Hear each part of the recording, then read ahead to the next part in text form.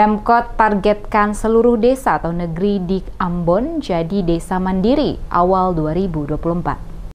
Pemerintah Kota Ambon terus berupaya mengidentifikasi berbagai hal yang menjadi kekurangan pada sejumlah desa atau negeri yang hingga saat ini masih berstatus desa maju menjadi desa mandiri di awal tahun 2024. Demikian disampaikan penjabat Wali Kota Ambon Badewin Watimena saat memaparkan 5 program prioritas masa tugas 1 tahun ke depan setelah menerima SK perpanjangan tugas sebagai penjabat Wali Kota Ambon yang disampaikan di Balai Kota Ambon kepada seluruh kepala OPD dan para pimpinan media. Saat ini, kata Watimena, terdapat 30 desa atau negeri, 15 diantaranya masih berstatus desa maju. Oleh karena itu, dalam masa kepemimpinannya selaku penjabat Wali Kota Ambon, akan berupaya agar 30 desa atau negeri yang ada di Kota Ambon berstatus mandiri. Untuk mewujudkan hal tersebut, pihaknya melakukan terobosan dengan cara rutin melakukan kunjungan langsung ke desa atau negeri dan kelurahan 2 kali dalam 1 minggu guna mengidentifikasi hal-hal apa saja yang menjadi kekurangan agar dapat ditindaklanjuti menuju desa mandiri. Sesuai rencana, program Wajar atau Wali Kota Jumpa Warga yang biasanya diadakan di pelataran Balai Kota Ambon akan dialihkan ke desa atau negeri dan kelurahan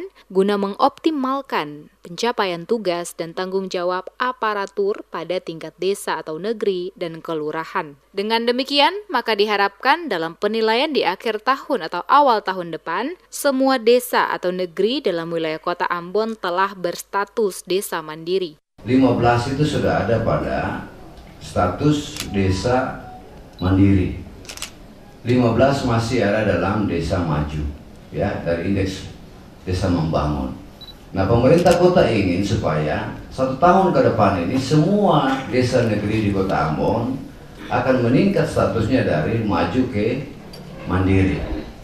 Nah, dalam upaya itu kita akan turun semua desa negeri untuk minimal kita sudah identifikasi hari ini apa saja yang menjadi kekurangan masing-masing desa negeri, dan itu akan ditindaklanjuti supaya pada saat penilaian indeks desa membangun di akhir tahun nanti atau di awal tahun depan, kita harapkan seluruh desa negeri ini sudah menjadi desa mandiri.